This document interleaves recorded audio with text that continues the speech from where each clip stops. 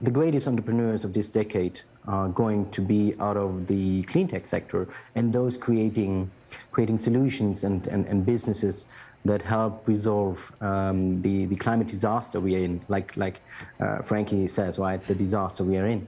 But also on what we can do to share our passion is to guide them toward the circular path.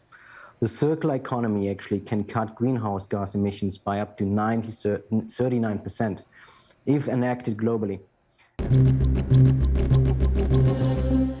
So firstly, we've got to really incentivise and support product design for circularity. As I say, it needs to be disassemblable. We need to be able to have service models, and we need to be able to repair the electronics should anything go wrong. We heard in the VT that the use of recycled content. If you use more recycled content, it really does slow the demand for virgin materials and then the extraction of those materials from the earth. We need to transform consumption modes and increase demand for circular products and services. And businesses can play a really important part in getting consumers and influencing their consumption patterns. The challenge of dumping electronic waste in Africa has actually been compounded by the demand for more electronics as the population in Africa grows. But the biggest challenge that we have in Africa is that in most cases, we can't actually be able to afford new computer systems, and that becomes a challenge. But what happens, as much as probably most of these countries or most of these donors may mean well, you realize there's a big challenge because our recycling system, our electronic recycling system, are not well established enough. How do we dump these systems? That is, in most cases, actually, I think if most of the shops are to be opened, bundles and bundles of electronic waste remain. We've pledged to communicate the carbon impact of our products by becoming the first electronics company to commit to providing detailed carbon impact labeling across our entire portfolio. We already have products on the market in e-tail and retail now, demonstrating carbon impact numbers to the consumer, and we are intending to have all of our products covered by 2025. We've invited other electronics industry companies to join us in driving the change, and we've gone as far as making our carbon impact methodology, transparency labeling, available for others to use. Our hope is to encourage others to follow and build on our work. It'll take an industry-wide effort to truly make a difference. So there really needs to be a much stronger onus on extended producer responsibility, on financially incentivizing the collection, the return, the reuse, the repair, the refurbishment of these goods to keep them in a loop. Whereas at the moment, that's quite limited, which means there's no cost to incentivize those returned goods.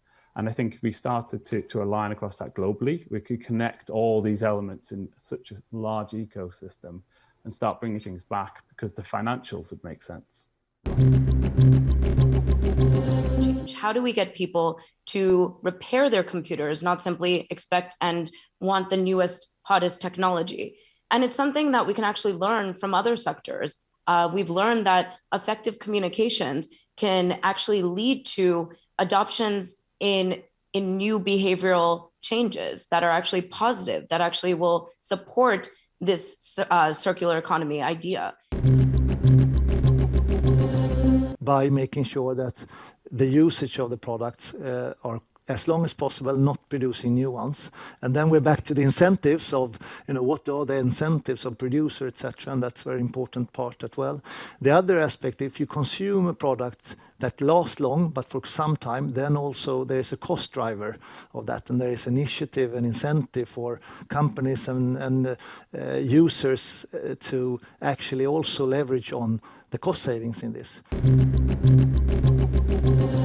We're seeing that a organization, and clearly we're serving many across the globe already, if a organization uses tech, and I'm quite sure that's the majority of the companies out there and other public firms as well, if those devices are used by every employee and if they're crucial for your organization, and perhaps it also makes sense that those devices are a little bit aligned with your company's values, And so circular electronics, circular tech can actually be seen as a customer value, as a proposition that you can offer, that you can sell.